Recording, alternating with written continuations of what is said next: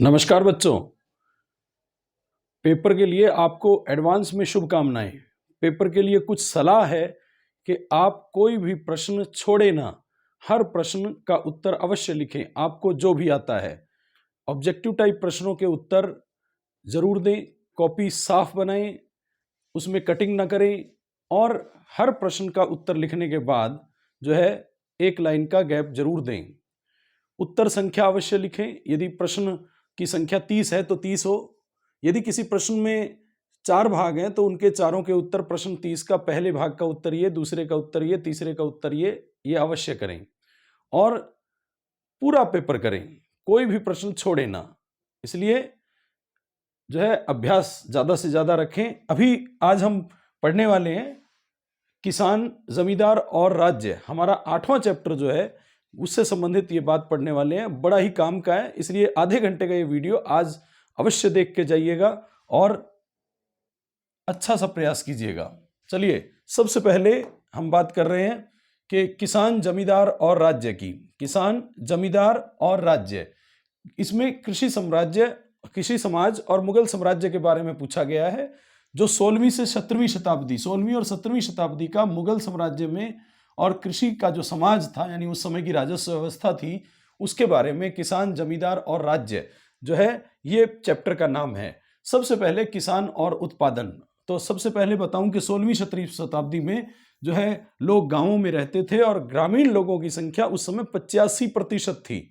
और खेतीहर यानी जो खेती किया करते थे उनके लिए सामाजिक इकाई जो है, बुनियादी इकाई गांव हुआ करती थी, क्योंकि गांव में ही खेती हुआ करती थी।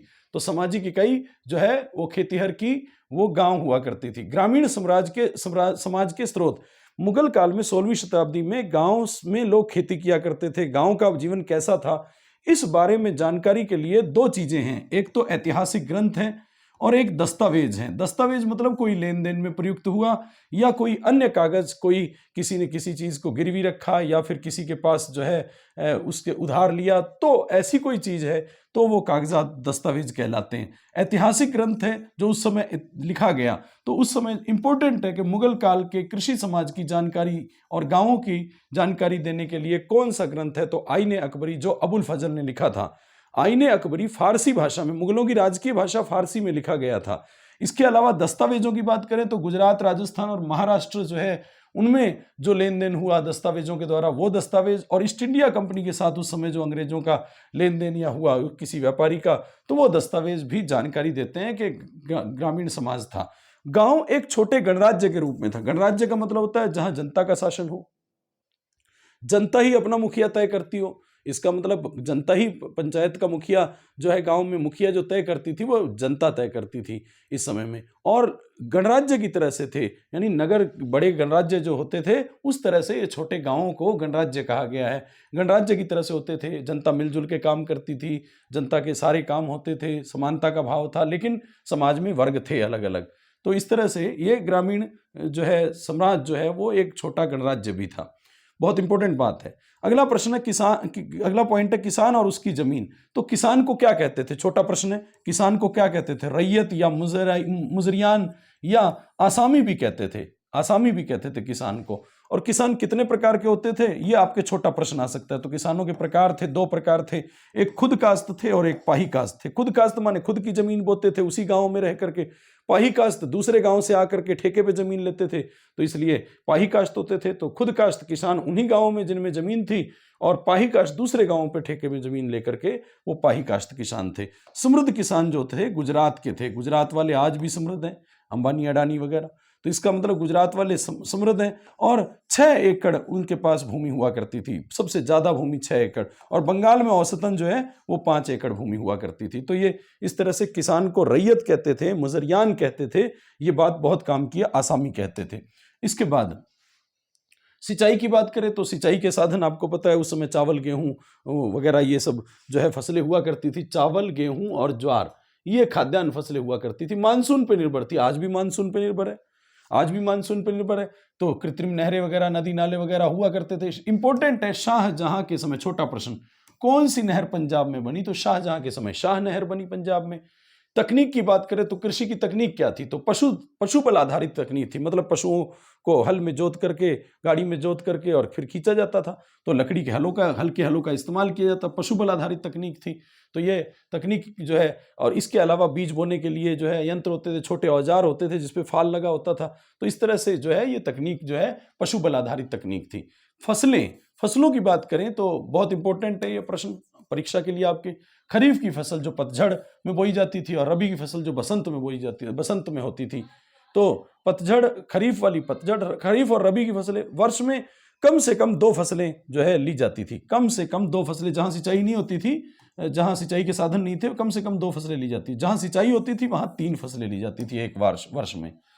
इंपॉर्टेंट है आपकी परीक्षा के लिए काम का। जिन्स ए कामिल क्या थी? जिन्स ए कामिल जो अच्छी फसलें थी, सर्वोत्तम फसलें थी, उनको जिन्स ए कामिल कहते थे। जैसे कपास और गन्ना, तो 2 फसलों के उदाहरण पूछे जा सकते हैं हमसे कि जिन्स ए कामिल क्या थी। ये पूछा, जो सर्वोत्तम फसलें होती थी जैसे कपास और गन्ना, ये फसलें जो है जिन्स ए कामिल होती थी। नगदी फसलें जो है तिलहन और दलहन, तिलहन में तिल आते थे, दलहन में दालें आती थी, नगदी फसलें थी। तो नगदी फसलें तिलहन और दालें थी, दलहन थी। विश्व के विभिन्न भागों से भारत में क्या क्या है? छोटा प्रश्न पूछा जा सकता है ऑब्जेक्टिव टाइप प्रश्नों में कि मक्का अफ्रीका और स्पेन से आया, मक्का अफ्रीका और स्पेन से आया। टमाटर, आलू, मिर्च नई दुनिया से आया। और अनानास, पपीता भी उत्तरी अमेरिका यानी नई दुनिया से आया था। आपको यहां बता दूं, तंबाकू जो है, तंबाकू जो है पुर्तगाली लेकर के आए थे। पुर्तगाली अकबर के समय लाए थे। अकबर तो अनपढ़ था मुगलों में राजा, और अनपढ़ आदमी के समय तंबाकू आया। और तंबाकू की खेती पूछे किसने शुरू की? खेती तो जहांगीर के समय शुरू हुई थी, मुगल राजा जहांगीर के समय। और उस पर रोक भी लगाई थी तो जहांगीर ने लगाई थी। तंबाकू के ऊपर खेती पे रोक लगाने वाला और खेती करने वाला जहांगीर था। लेकिन तंबाकू पुर्तगाली लाए किसके समय थे? तो अकबर के समय लाए थे। टमाटर, आलू, मिर्च ये नई दुनिया उत्तरी अमेरिका से। अनानास और पपीता भी उत्तरी अमेरिका से आया था, फल है, ये सब्जियां हैं। तो इस तरह से विश्व के अन्य देशों से भी कुछ चीजें आई हैं, याद रखनी है छोटे प्रश्नों में। इंपॉर्टेंट है, खेतीहर किसान जो है वो किसान एक सामूहिक ग्रामीण समुदाय के लोग थे। मतलब गांव में सब किसान इकट्ठे रहते थे। उसके 3 घटक थे। एक खेतीहर थे जो गरीब किसान थे, निम्न काम किया करते थे, निम्न वर्ग के लोग जो थे वो खेतीहर थे। और पंचायत, बुजुर्ग वर्ग के लोग जो थे वो पंचायतों का निर्णय सबको मान्य होता था पूरे गांव को। उसमें पंचायत 5 लोग मिल करके, बुजुर्ग लोग मिल करके पंचायत होती थी। और गांव का मुखिया, इंपॉर्टेंट है आपकी परीक्षा के लिए, मंडल या मुकद्दम कहलाता था, मुकद्दम। और इसकी सहायता पटवारी, लेखा जोखा जो गांव का होता था वो सारा पटवारी। तो इसका मतलब जो है यहाँ छोटे गांव जो थे वो गणराज्य की तरह से, छोटे गणराज्य की तरह से थे। पटवारी सहायता करता था। राजस्थान जैसे राज्य में जाति पंचायतें हुआ करती थी, जातिगत पंचायतें हुआ करती थी। ग्रामीण दस्तकार मतलब हाथ का काम करने वाले, 25% दस्तकार हुआ करते थे। खेतीहर जो किसान थे वो दस्तकारी का काम भी करते थे, जैसे रंगरेज चुन्नियां रंगने का काम, कपड़ों को रंगने का काम, बड़े पे छपाई का काम, बर्तन पकाने, मिट्टी के बर्तन पकाने और औजार बनाना और उनकी मरम्मत करना, ये सब। इसके अलावा कुम्हार, लोहार, बढ़ई, नाई, सुनार, ये सब जो है ग्रामीण दस्तकार थे। जजमानी प्रथा बड़ा इंपॉर्टेंट है आपकी परीक्षा के लिए, काम का है। तो बंगाल जैसे में जहां जमींदार दस्तकारों को सेवाओं के बदले में जो है भोजन दे दिया करते थे, मान लो दस्तकार हैं, लकड़ी, लोहार, सुनार वगैरह हैं, इनको अपने काम करने के लिए बंगाल में जो जमींदार थे, जमीन के मालिक थे, उन्होंने इन दस्तकारों को, कुम्हार, लोहार, बढ़ई वगैरह, नाई, सुनार वगैरह को दैनिक भत्ता दे देते थे या फिर भोजन दे देते थे। ऐसी प्रथा को जजमानी प्रथा कहते थे। बहुत इंपॉर्टेंट है, जजमानी व्यवस्था क्या थी? तो बंगाल में जमींदार, मुगल काल में यानी 16वीं-17वीं शताब्दी में बंगाल में जमींदारों द्वारा दस्तकारों से सेवाओं के बदले में जो दैनिक भत्ता और भोजन की व्यवस्था की जाती थी, ऐसी व्यवस्था को जजमानी प्रथा कहा जाता था। आगे बढ़ते हैं हम। कृषि समाज में महिलाएं, तो महिलाएं, पुरुष खेती करते थे, खेत जोतते थे और हल चलाते थे। और महिलाएं जो है बुआई, निराई, कटाई, पक्की हुई फसल का दाना निकालना, सूत काटना, बर्तन आदि दस्तकारी, कढ़ाई करना, खेत और बाजार के सभी काम किया करती थी। महिलाएं जो हैं वो जो है वो उत्तराधिकारी भी पैदा करने का काम, मतलब पुत्र पैदा करने का काम जो है हुआ करता था। तो इस विधवा विवाह वगैरह ये सब प्रचलित था। तो इस तरह से जो है महिलाएं समाज में, आपको एक गप मारनी है, बाकी कोई ऐसी विशेष बात नहीं है। जंगल और कबीले की बात करते हैं। 40% जंगल हुआ करते थे, 40% मुगल काल में। और जंगल में रहने वालों को जंगली कहते थे। इसका मतलब असभ्य लोग नहीं है, असभ्यता से मतलब नहीं है। असभ्यता से मतलब नहीं है, इसका मतलब है जंगली। उनको कहा जाता था कि जंगल के चीज़ों को, उत्पादों को वो जो है उत्पाद लेकर के निकाल करके बाजार में बेचते थे, वो जंगली थे। जंगल बदमाशों के रहने का अड्डा भी था छुपने के लिए, और जंगलों में बाहरी शक्तियां भी आ जाती थी। क्यों? तो हाथी प्राप्त करने के लिए कोई बाहरी शक्तियां भी अटैक कर देती थी। जंगल के साथ साथ कबीले भी हैं। कबीले होते हैं जो घुमक्कड़ जीवन जीते हैं, कि कुछ समय बाद इधर उधर घुमंतु जीवन जीते हैं, तो वो कबीले हो गए। जंगल में वाणिज्यिक खेती, व्यावसायिक खेती भी करते हैं, जैसे शहद, मधु, मोम, हाथी प्राप्त करने के, लाख प्राप्त करने के लिए तो व्यावसायिक खेती भी होती थी। शिकार अभियान, राजा जब शिकार करने जाता था तो दौरा किया करता था अपने आसपास के गांवों का, और तो जो है वहाँ पता लग जाता था कि क्या समस्याएं आ रही, उन समस्याओं का निराकरण करता, सुनवाई करता। तो न्याय हेतु, प्रजा के न्याय हेतु शिकार अभियान भी हुआ करते थे। असम में पायक क्या थे? तो पायक जमीन के बदले सैनिक सेवा देने वाले पायक कहलाते थे। बहुत इंपॉर्टेंट है कि जमीन दे दी और उसके बदले में सैनिक रख लिया जाता था, तो ये पायक थे। पायक जो है, पाइका या पायक सैनिक हुआ करते थे। तो ये जंगल और कबीले के छोटे छोटे प्रश्न थे, बड़ा प्रश्न इसमें कोई विशेष ज्यादा नहीं है। जमींदार, जमीन के मालिक ही जमींदार थे, और उनकी व्यक्तिगत निजी जमीन जो होती थी उसको मिल्कियत कहते थे। बहुत इंपॉर्टेंट है ये परीक्षा के लिए, मिल्कियत हुआ करती थी। जमीन की शक्ति के स्रोत, जमींदारों की शक्ति के स्रोत। जमींदार कैसे जमींदार बने? एक तो उनको जो राजस्व लिया जाता था, जो मुगल राजा राजस्व लेते थे, उसमें से कुछ हिस्सा मुआवजा दे देते थे, वित्तीय मुआवजा। तो जिसके पास पैसा ज्यादा होगा, शक्ति भी ज्यादा होगी। साथ में कुछ सैनिक रखने के लिए किले वगैरह, सैनिक वगैरह मिल जाते थे। तो जिसके पास पावर आ जाएगी, वो शक्ति, पैसा और सैनिक आ जाएंगे जिसको मिलेंगे राज्य की तरफ से, तो वो शक्तिशाली हो जाएगा। स्थान, इसका सामाजिक स्थान क्या था? समाज में स्थान क्या? शीर्ष स्थान था। शोषण करता था ये जमींदार वर्ग किसानों का। उत्पत्ति इसकी कैसे हुई? मान लो कोई युद्ध में जीत गया, राजा, मुगल राजा ने युद्ध में भेजा और वो जीत गया तो युद्ध के बदले में उसको जमीन दे दी। तो इस तरह से वो जमीन का मालिक हो गया, स्थायी मालिक हो गया। और दुर्बल लोगों को बेदखल करने, कोई सैनिक वगैरह उसके पास थे, कुछ दबंग लोग उसके पास थे, तो इसलिए दुर्बल लोगों को हटा करके वो जमीन का मालिक बन जाता था। तो इस तरह से बेदखल करके भी मालिक बन जाता। तो जमींदार पैदा कैसे हुए? युद्ध में उनको जमीनें मिल गई तो जमींदार पैदा हो गए, या दुर्बल लोगों को हटा के उनकी जमीनें लेकर के तो पैदा हो गए। शोषण करने वाला वर्ग था ये, जो किसानों का शोषण किया करता था, जमींदार वर्ग। इसकी खुद की निजी जमीन होती थी जिसको मिल्कियत कहते थे। इसके बाद भू राजस्व प्रणाली, परीक्षा के लिए बड़ा काम का टॉपिक है। भू राजस्व प्रणाली, भाई भूमि से जो आय होती है, वो आर्थिक आधार वही था। करों वगैरह से आय जो होती है, भूमि से जो आय होती है, आर्थिक आधार वही था मुगल काल का। और इस राजस्व को लेने के लिए जो है मुगल काल में जो अधिकारी हुआ करता था वो दीवान था। दीवान राजस्व अधिकारी था। राजस्व का प्रबंधन करने के लिए कि राजस्व कैसे निर्धारण करना है, किसको देना है, किसको नहीं, तो वो कर निर्धारण और वास्तविक वसूली, दो प्रकार के प्रबंधन होते हैं। एक तो कर का निर्धारण करके, और दूसरा वास्तविक वसूली करके। कर निर्धारण कर दिया पहले, प्रबंधन में है, मान लो इतना रुपया कर लगाना है, और फिर उसकी वास्तविक वसूली, मतलब वास्तव में लेना कितना है। वैसे कर में दो चीजें यहां भी परीक्षा के लिए काम की, जमा और हासिल। क्या था? जमा होता था जितना जमा करवाना चाहिए। मान लो 100 रुपए कर बना तो 100 रुपए जमा करवाना, निर्धारित रकम है, लेकिन उसमें से वसूला गया 50 रुपए ही, तो आया तो 50, वास्तव में जो वसूली की गई रकम है, हासिल हुई, वो हासिल हो गया। 100 रुपए टोटल हो गया, जमा तो कराना है 100 रुपए, लेकिन हासिल हुआ 50 रुपए। तो जमा और हासिल शब्द याद रखना चाहिए। अकबर के शासनकाल में भूमि का वर्गीकरण, यहां से परीक्षा के लिए काम का प्रश्न है। छोटा प्रश्न और बड़ा प्रश्न में आता है, कितने प्रकार की भूमियां थी जो है शासनकाल में? अकबर के शासनकाल में 4 प्रकार की भूमियां थी। पोलज, परती या परोती, चच्चर और बंजर। पोलज होती थी, पोली होती थी, कभी खाली नहीं छोड़ी जाती, हर वर्ष खेती की जाती थी, कभी खाली नहीं छोड़ी जाती थी, यानी हर वर्ष खेती की जाती थी। उसमें खेती हो गई तो अच्छी हो गई किस्म, मध्यम किस्म हो गई, खराब किस्म हो गई, तो 3 प्रकार की किस्में होती थी। पोलज पोली होती थी, मतलब पोली जमीन जिसमें हर साल खेती की जाएगी, खाली नहीं छोड़ी जाएगी। परोती 1 साल के लिए पड़ी रहने दी जाएगी, कुछ दिनों तक के लिए पड़ी रहनी जाएगी। चच्चर 3-4 साल के लिए पड़ी जाएगी, तो बंजर 5 या उससे ज्यादा साल के लिए पड़ी रहेगी। तो ये 5 प्रकार की भूमियां थी। पोलज इसमें बड़ी काम की थी। तो पोलज, परोती, चच्चर, बंजर, इसका अभ्यास खूब कर लेना है। इसके बाद अमीन क्या होता था? छोटा प्रश्न यह भी है। तो प्रांतों में जो राजकीय नियम थे, राजा के नियम कानून थे, उसका पालन कोई कर रहा है नहीं कर रहा, उसकी जांच करने के लिए जो अधिकारी होता था वो अमीन कहलाता था। अमीन कहलाता था। राजस्व वसूली की प्रणालियां कणकूत होती थी, कुंता प्रथा कहते थे, कुंता या कणकूत। फसल की तौलाई होती थी तो जो कर लगाया जाता था वो कणकूत था। बटाई प्रथा थी कि उसमें हिस्सा बांट देना, खेत बटाई, लौंग बटाई, इसके प्रकार थे।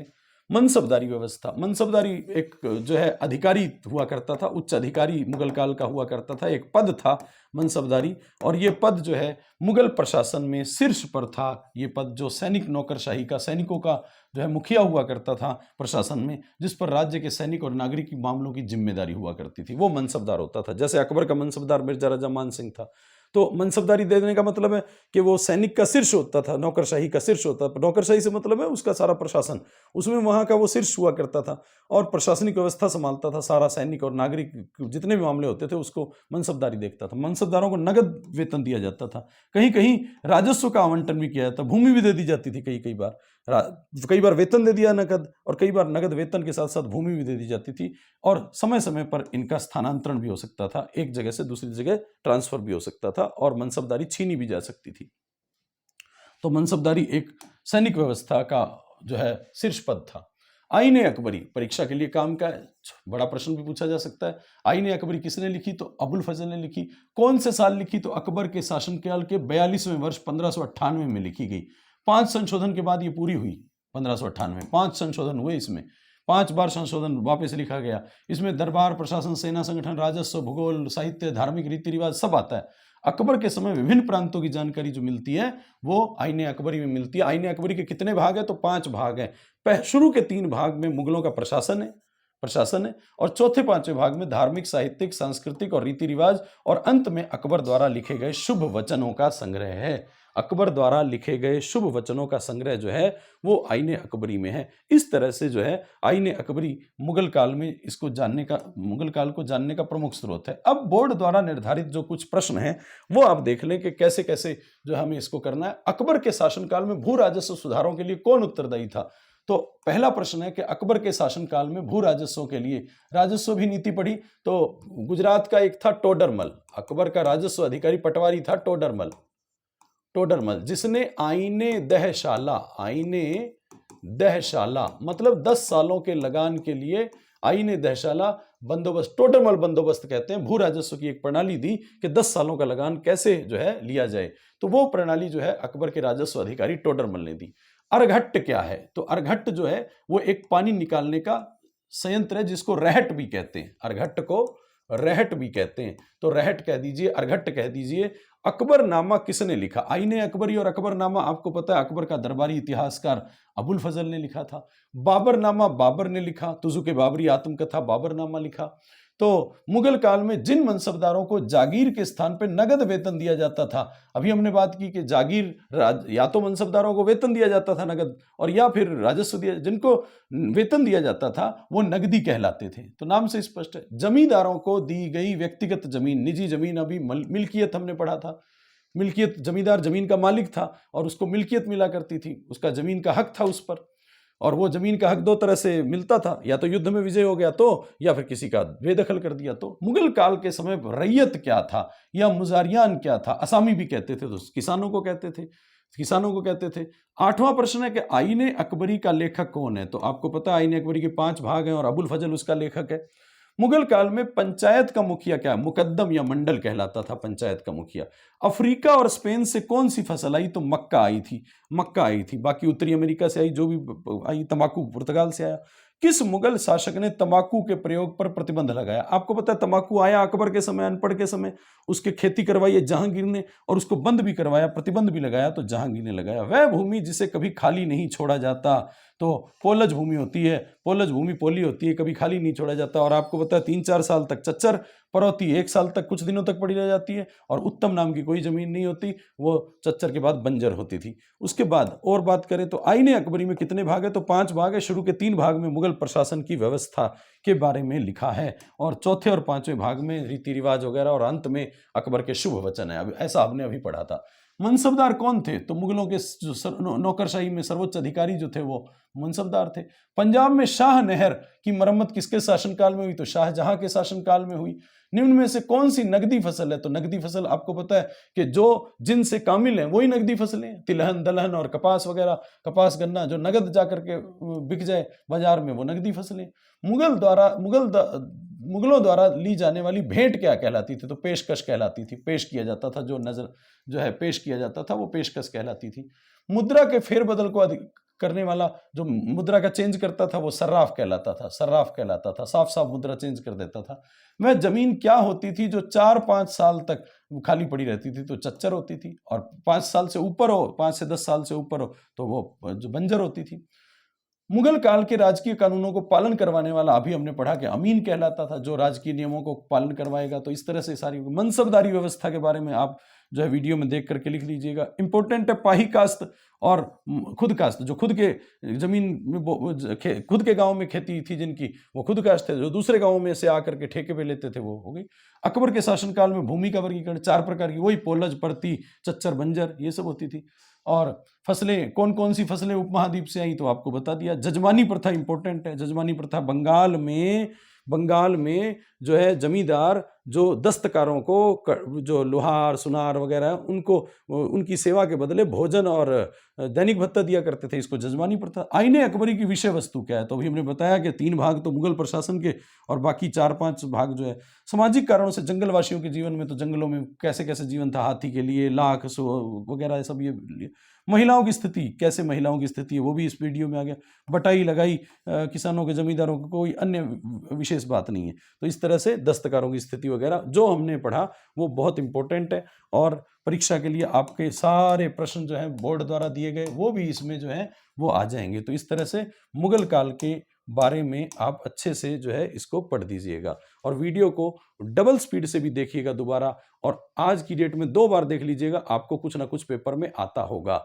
और अच्छे से देखिएगा, दिमाग लगा के देखिएगा। धन्यवाद, धन्यवाद, धन्यवाद।